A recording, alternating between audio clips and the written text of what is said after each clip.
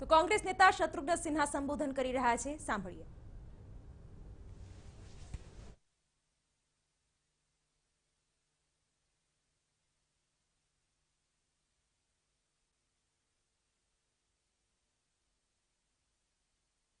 શત્રુઘ્ન સિન્હા અત્યારે સંબોધન કરી રહ્યા છે વડોદરામાં. તેમનું સંબોધન શત્રુઘ્ન સિન્હા અત્યારે વડોદરામાં સભાને સંબોધિત કરી રહ્યા છે. કોંગ્રેસના સ્ટાર પ્રચારકોમાં શત્રુઘ્ન સિન્હાનું નામ સામેલ છે. શત્રુઘ્ન સિન્હા કે જે હાલમાં જ ભાજપ છોડીને કોંગ્રેસમાં જોડાયા છે અને પટના સાહિબ લોકસભા બેઠક પર કોંગ્રેસના ઉમેદવાર પણ છે. વડોદરામાં શત્રુઘ્ન સિન્હાનું આ સંબોધન. શત્રુઘ્ન સિન્હા પોતાના अलग अंदाज में अत्यारे संबोधन करी रहा है. इतनी बड़ी तादाद में आए हुए मेरे अपने भाइयों बहनों को मैं यानी कि आपका अपना शत्रुघ्न सिन्हा, आपका अपना बिहारी बाबू, आप तमाम लोगों को प्रणाम करता हूं, आपका हार्दिक अभिनंदन करता हूं. मैं यहां पे मेरा रिश्ता वडोदरा से बहुत पुराना है. अभी मुझे इन्होंने पैलेस की तस्वीर दी, प्रेजेंट किया, आपने देखा वडोदरा पैलेस की. मैं शुरू में सालों पहले 1-1.5 महीना यही था और वडोदरा में ही गुजरात की आन बान और शान मनमोहन देसाई की फिल्म भाई हो तो ऐसा की शूटिंग करता था वहां पर. सबसे वडोदरा के लोगों ने मुझे पता नहीं मुझे खरीदा या नहीं खरीदा, लेकिन मैं वडोदरा के प्यार के आगे अपने आप बिक गया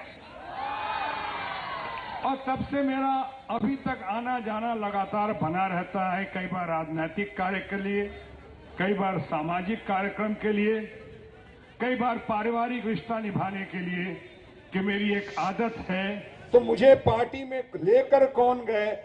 भारत रत्न नानाजी देशमुख, भारत के भूतपूर्व और अभूतपूर्व प्रधानमंत्री अटल बिहारी वाजपेयी और भारतीय जनता पार्टी आज भारत के समाज के घने काले बादलों के बीच चमकती हुई सुनहरी किरण, friend, philosopher, guide and ultimate leader Lal Krishna Advani ने, इन्होंने मेरा पालन पोषण किया, इन्होंने मेरी ग्रूमिंग की और मैं धीरे धीरे स्ट्रगल करता हुआ, सीखता हुआ, बहुत बातें गलतियां करता हुआ, कई बार गलतियां सुधारता हुआ मैं आगे बढ़ता गया. और फिर एक दिन ऐसा भी हुआ जब मैंने भाई हो तो ऐसा फिल्म का जिक्र किया, तो ऐसा भी हुआ कि भारतीय फिल्म उद्योग के इतिहास में, पूरे भारत के फिल्म उद्योग के इतिहास में मैं पहला व्यक्ति या व्यक्तित्व ऐसा रहा जो अटल जी आडवाणी जी के आशीर्वाद से फुल फ्लेजेड कैबिनेट मिनिस्टर बन के उभरा. फिल्म इंडस्ट्री का रिकॉर्ड है, लिम्का बुक ऑफ रिकॉर्ड से सब जगह रिकॉर्ड है. ये पहले बना cabinet minister of health and family welfare और उसके बाद बना मैं शिपिंग मिनिस्टर. चलता गया, अच्छे काम करता गया. जो वादे कर सकता था वही वादे किए. हमारे दोस्त और भारत के प्रधानमंत्री ये नरेंद्र मोदी जी की तरह से वादे नहीं किए हमने. जब मैं मिनिस्टर बना और अभी मैंने सुना भरत भाई कह रहे थे, भरत भाई नहीं, प्रशांत टिक्को जी कह रहे थे, प्रशांत टिक्को भाई कह रहे थे अभी कि इन्होंने यहां पे आके 14 में वादे किए थे कि अंतरराष्ट्रीय हवाई अड्डा बनवा देंगे वडोदरा को, ताकि हमारे नौजवान लोगों के भविष्य का थोड़ा भला हो, चमक आए, रोशनी आए, आने जाने में सुविधा हो. और कहा था ये भी कि मैं एम्स हॉस्पिटल बनवा दूंगा वडोदरा में, क्योंकि गुजरात के लोगों को कई बार बड़ी परेशानी होती है स्वास्थ्य के मामले में, यहां से दिल्ली जाना पड़ता है. तो मैं दिल्ली के स्वास्थ्य केंद्र को, एम्स को मैं वडोदरा में ही लेके आ जाऊंगा. मैं कैबिनेट मिनिस्टर था, प्रधानमंत्री नहीं था. वो प्रधानमंत्री हुए और ये वायदे नहीं कर सके. बाकी वायदों पे मैं बाद में आऊंगा, लेकिन आपको सुनकर खुशी होगी कि उन्हीं दिनों में जब मैं हेल्थ मिनिस्टर था, मैंने कहा कि बहुत भीड़ है एम्स अस्पताल में और एम्स अस्पताल में संभाले नहीं संभलता है। पर प्रांतीय जो हैं 80% से ज्यादा लोग जो आते हैं वहां पे वो पर प्रांतीय होते हैं। मैंने कहा कि एम्स की व्यवस्था होनी चाहिए और मैंने पिता तुल्य अटल बिहारी वाजपेयी जी से बात की और फिर आपको याद होगा 6 जगह हमने एम्स की घोषणा करवाई और करके दिखा दिया।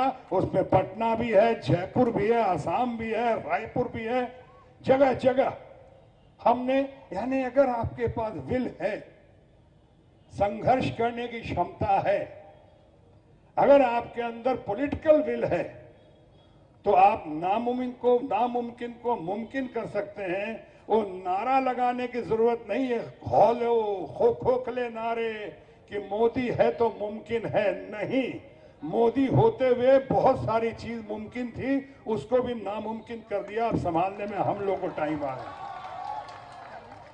हेल्थ मिनिस्टर रहा, उसके बाद धीरे धीरे बढ़ता गया। फिर आपकी दूसरी सरकार आई, अच्छी सरकार आई। मनमोहन सिंह जी बहुत विद्वान आदमी, बहुत लर्नेड आदमी, बहुत पढ़े लिखे, बहुत बड़े अर्थशास्त्री, बहुत अच्छा काम किया। उसी बीच में हमने देखा कि आज जो कांग्रेस पार्टी के राष्ट्रीय अध्यक्ष हैं, उन्होंने धीरे धीरे परिपक्वता और एक्सपीरियंस हासिल करना शुरू किया।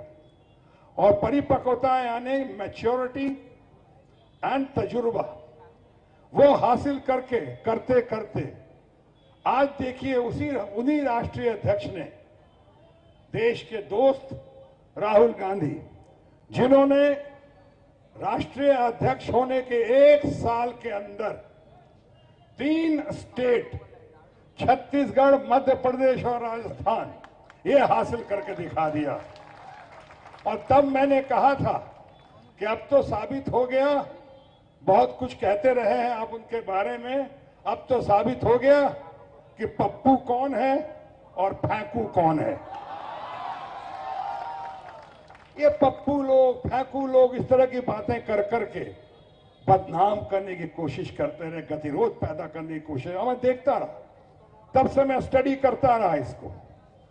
अचानक स्लोली बट श्योरली हमने महसूस किया कि ये भारतीय जनता पार्टी अब कुछ लोगों के हाथ में चली गई है, कुछ बड़े व्यापारियों के हाथ में चली गई है।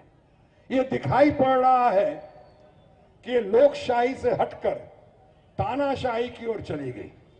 तानाशाही दिख रहा है, एरोगेंस दिख रहा है, घमंड दिख रहा है, अहंकार, गरूर दिख रहा है। क्यों भाई, क्यों किससे पूछा था आपने कि अचानक रातों रात तुगलकी फरमान के साथ आपने नोटबंदी की घोषणा कर दी? नोटबंदी की घोषणा, जरा सोचा कि देश में जो हमारे अपने वडोदरा में ही जिस तरह नोटबंदी हुई तो क्या हालत हुई होगी या होगी रेहड़ी वालों की, पटरी वालों की, छोटे छोटे दुकानदारों की, छोटे छोटे व्यवसायियों की, हमारे डेली वेजेस वाले मजदूरों की। क्या त्राहिमाम स्थिति हो जाएगी, ये कभी नहीं सोचा। और सोचा तो उसको रेमेडियल मेजर्स नहीं लिया ठीक करने का। क्या होगा और क्या हुआ हमारे घर की अपनी महिलाओं का, हमारी माताओं का, बहनों का। उन्होंने पति से और पिता से भी छुपाकर, मगर अच्छी नीयत से, उन्हीं की दवा दारू के लिए, उन्हीं की शादी ब्याह के लिए सालों साल पैसे छुपाकर